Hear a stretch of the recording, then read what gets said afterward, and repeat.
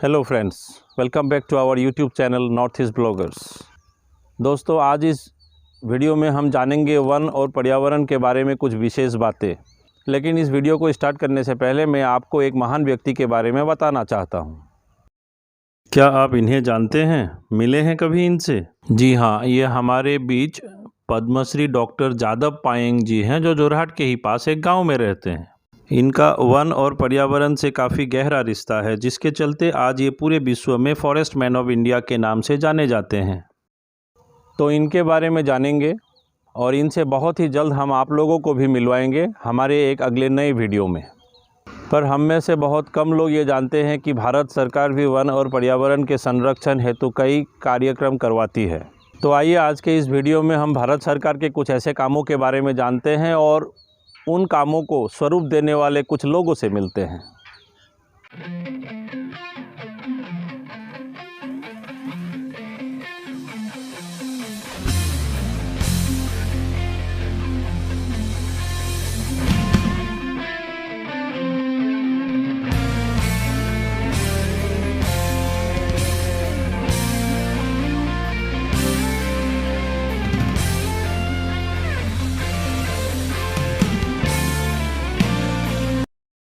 तो दोस्तों, आज हम लोग भारत सरकार के ही एक संस्था फॉरेस्ट सर्वे ऑफ इंडिया के बारे में जानेंगे, जो ministry of environment, forest and climate change के अंदर आता है। ये संस्था 1965 में चालू की गई थी। तब इसका नाम हुआ करता था pre investment survey of forest resources, PISFR, जो कि फूड एंड एग्रीकल्चर ऑर्गेनाइजेशन के अंदर एक भाग हुआ करता था, जो उस वक्त यूनाइटेड नेशन डेवलपमेंट प्रोग्राम और गवर्नमेंट ऑफ इंडिया का एक प्रोजेक्ट हुआ करता था। और बाद में धीरे धीरे इसकी बढ़ती ज़रूरतों को ध्यान में रखते हुए 1 जून 1981 को ये फॉरेस्ट सर्वे ऑफ इंडिया के नाम से दोबारा रीऑर्गेनाइज्ड किया गया और हेडक्वार्टर के रूप में इसकी ऑफिस उत्तराखंड के देहरादून में बनाई गई। तो इस विभाग का मूल उद्देश्य था कि पूरे देश भर में वन और पर्यावरण का आंकलन करें और उससे मिली जानकारियों के अनुसार हर 2 साल में एक रिपोर्ट तैयार कर सबमिट करें। इस रिपोर्ट की सटीकता को ध्यान में रखते हुए ये संस्था digital interpretation of remote sensing satellite data का इस्तेमाल करती है और इनके लोग काफ़ी एक्सक्लूसिव ग्राउंड वर्क करके एक रिपोर्ट बनाकर देती है। और 1987 से लेकर 2019 तक 16 ऐसे असेसमेंट किए गए, जिसके आधार पर सफलतापूर्वक हर 2 साल में ये रिपोर्ट सबमिट की गई, जिसमें पूरे भारतवर्ष के अंदर फॉरेस्ट कवर यानी वन आवरण और ट्री कवर यानी वृक्ष आवरण के डिजिटल इंटरप्रिटेशन की गई और उन चीज़ों की बाकायदा ग्राउंड जांच भी की गई। यहाँ वन आवरण और वृक्ष आवरण की आंकड़े ट्री कैनोपी डेंसिटी के आधार पर तय किया जाता है। अगर वो 1 हेक्टेयर से बड़ा है तो वन आवरण होगी और 1 हेक्टेयर से छोटा है तो वृक्ष आवरण के आधार पर आंका जाता है। ये ट्री कैनोपी डेंसिटी एक्चुअली पेड़ों के घनेपन यानी उनके पत्तों का जो घनापन होता है उसके आधार पर तय किया जाता है कि किस जगह में पत्ते कितने घने हैं, उसके आधार पर ये आंकड़े ली जाती है। और 2019 के सर्वेक्षण में पूरे भारतवर्ष में करीबन 2200 ज़िले में ये काम किया गया और उन 2200 ज़िले के कुछ 30,000 चुनिंदा जगहों में से ये ज़मीनी आंकड़े ली गई। और 2019 के रिपोर्ट में वनों के पर्यावरण को भी ध्यान में रखते हुए आंकड़ों का आंकलन किया गया। साल दर साल इन सुधरते आंकड़ों के अनुसार वनों का बढ़ना और उनके पर्यावरण के सुधार को ध्यान में रखते हुए ग्लोबल फॉरेस्ट असेसमेंट 2020 की जो आंकड़े सामने आई, उसके अनुसार भारत पूरे विश्व में तीसरे पायदान पर था और बाकी के देश में China, Australia, Chile, Vietnam, Turkey, United States, France, Italy और रोमेनिया भी था। लेकिन ध्यान देने वाली बात यह है कि जब पूरे भारतवर्ष में वन आवरण 5188 स्क्वायर किलोमीटर बढ़ा 2017 के रिपोर्ट के मुकाबले 2019 में, लेकिन पूर्वांचल के जो राज्य हैं, जो ट्राइबल ज़िले हैं, उसमें वन का घटना पाया गया। ये एक बहुत ही चिंता का कारण है एक्चुअली, क्योंकि 33% का लक्ष्य अभी दूर है। पूरे भारतवर्ष में देखा जाए तो वृक्ष आवरण और वन आवरण केवल 25% ही है। और 2019 के इस रिपोर्ट के अनुसार भारतवर्ष में मैंग्रोव आवरण करीबन 54 स्क्वायर किलोमीटर बढ़ा और बैम्बू उगाए जाने वाली जगहों का आवरण 3229 स्क्वायर किलोमीटर बढ़ा। और ये भी पाया गया कि कार्बन स्टॉक 42.6 मिलियन टन बढ़ा। और अंत में आइए भारत के उन 5 राज्यों का नाम जानते हैं जिसमें वन आवरण की बढ़ोतरी दर्ज की गई। पहला है कर्नाटका, जहां 1025 स्क्वायर किलोमीटर की बढ़ोतरी दर्ज की गई। दूसरा है आंध्र प्रदेश, जहां 990 स्क्वायर किलोमीटर की बढ़ोतरी हुई। तीसरा है केरला, जहां 823 स्क्वायर किलोमीटर की बढ़ोतरी हुई। और चौथा है जम्मू एंड कश्मीर, जहां 371 स्क्वायर किलोमीटर की बढ़ोतरी दर्ज की गई। और 5वें स्थान पर है हिमाचल प्रदेश, जहां 334 स्क्वायर किलोमीटर की बढ़ोतरी दर्ज की गई। और इन सभी आंकड़ों का सही आंकलन मुमकिन हो पाता है केवल भारत वन सर्वेक्षण के उन डेडिकेटेड स्टाफ के कारण जो ग्राउंड वर्क बहुत ही इंटेंसिवली करते हैं। तो आइए मिलते हैं आज उन्हीं में से कुछ चुनिंदा लोगों को जो कोलकाता ऑफिस से यहाँ जोरहाट के लिए आए थे, और देखते हैं ये लोग कैसे अपना काम मेहनत से करते हैं और पूरे उत्तर पूर्व भारत में कैसे इन लोगों ने इस काम को अंजाम दिया।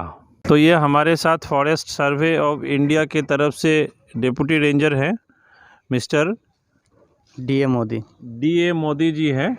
तो मोदी जी आज हमारे यहाँ आए हुए हैं अपने टीम के साथ में। एक्चुअली सबसे बेहतरीन चीज़ ये है, मोदी जी एक्चुअली जो काम कर रहे हैं अभी फ़िलहाल वो काफ़ी सराहनीय है। ये लोग प्लांटेशंस के ऊपर सर्वे कर रहे हैं कि कितने तरीके के प्लांट हमारे यहाँ मौजूद हैं, कितने पेड़ पौधे लगे हुए हैं, कितने ट्रीज़ हैं, जिसके आधार पर ये एक रिपोर्ट तैयार करेंगे। और उसके आधार पर अगर कहीं कम हुआ तो जैसे ये बता रहे हैं उनको कहीं कम लगा तो वहाँ वो प्लांटेशंस करवाएंगे, और कहीं ज़्यादा है तो उस अनुसार वो आगे बढ़ते चले जाएंगे। तो एक बहुत ही अच्छा मिशन है सेंट्रल गवर्नमेंट ऑफ इंडिया का।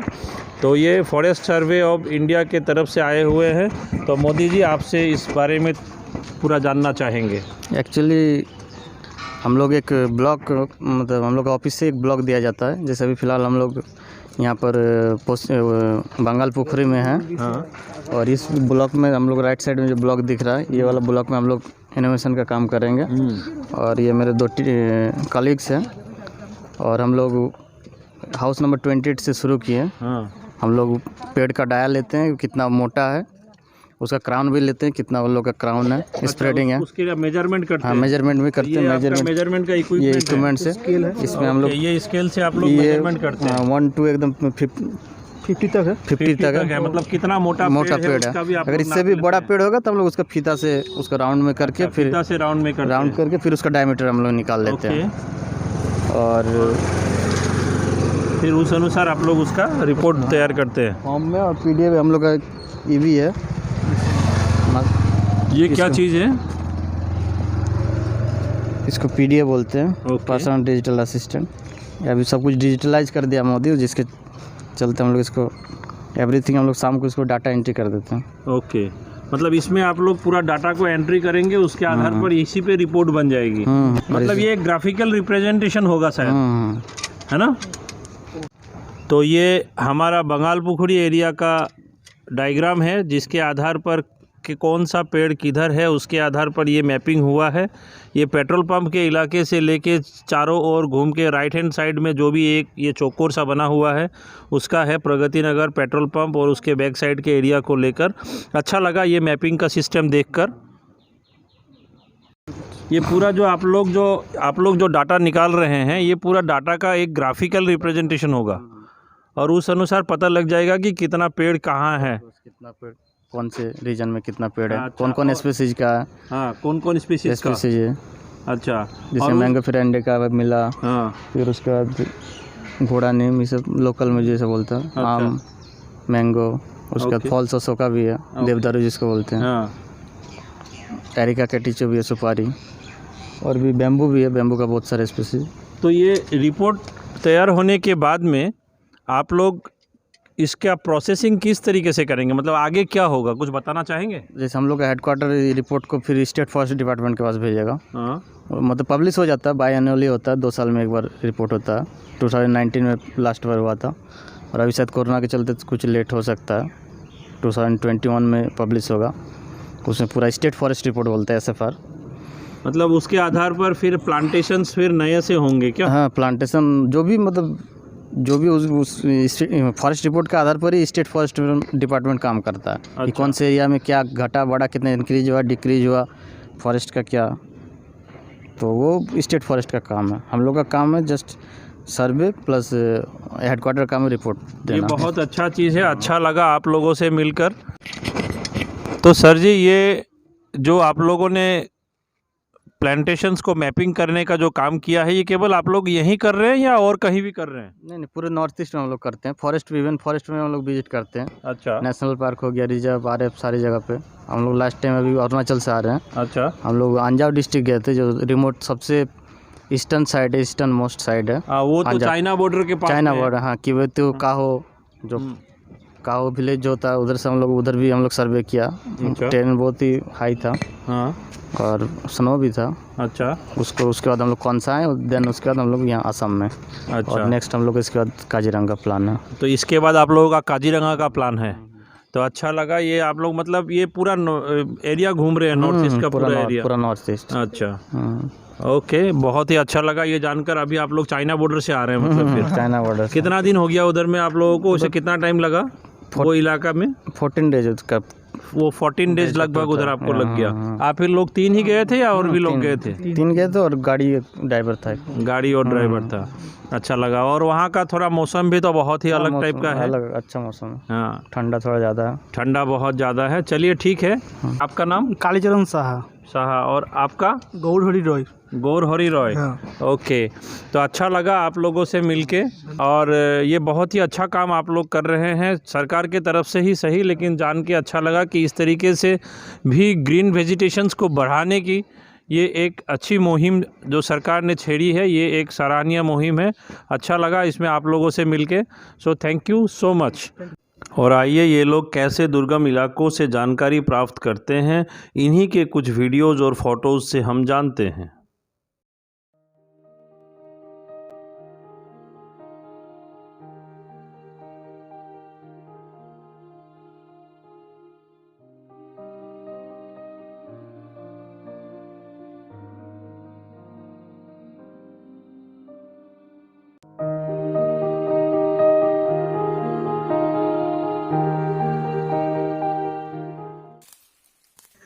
ये फॉरेस्ट के ही लोकल स्टाफ है जो इनके साथ जंगल के अंदर गए ताकि इनको रास्ता का बराबर पता रहे। लेकिन ये आप देख सकते हैं कि किस तरीके से ये लोग घने जंगलों में ज़मीनी आंकड़े इकट्ठा करने के चक्कर में अंदर जा रहे हैं। ये देखने में तो बहुत आसान लगता है, मन में ऐसा लगता है कि ये लोग तो खूब मज़े कर रहे हैं, घूम रहे हैं, लेकिन इसमें जीवन का बहुत ही बड़ा रिस्क है। वहाँ इस जंगल के घनेपन को देखते ही पता लगता है कि यहाँ सांप वगैरह क्या क्या हो सकता है, जिसके चलते इनका जीवन सचमुच ही एक रिस्क में रहता है। मानता हूँ ये काम आसान नहीं है, जितना दिखता है वैसा तो नहीं है, और इसीलिए ज़रूरत से ज़्यादा एहतियात बरतना पड़ता है।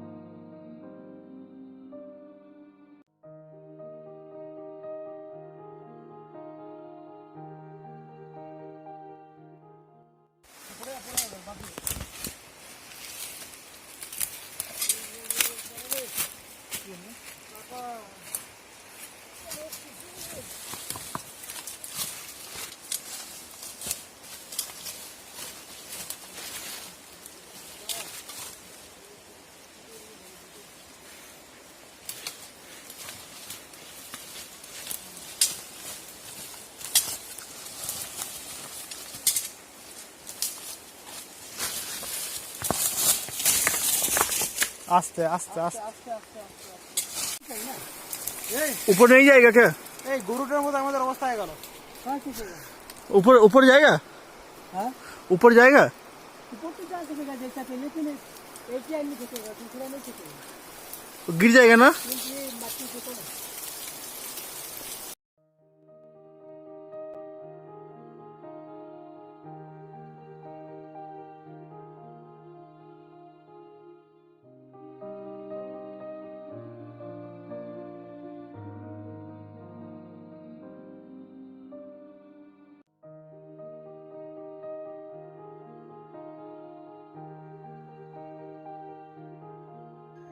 तो आज के लिए इतना ही। आप लोगों को ये वीडियो कैसा लगा कमेंट करके ज़रूर बताइएगा और अपने फैमिली और फ्रेंड्स के साथ हमारा ये वीडियो ज़रूर शेयर कीजिएगा। और आशा करता हूँ कि आप लोग हमारे साथ बने रहेंगे। और आप लोग में से जो भी नए हैं आज हमारे इस वीडियो में, कृपया आप लोग सब्सक्राइब कर लें और बेल आइकन को प्रेस करना ना भूलें, ताकि अगले आने वाले वीडियोस के नोटिफिकेशंस आपको बराबर मिलता रहे। तो बहुत जल्द ही आप लोगों से फिर मिलेंगे। धन्यवाद।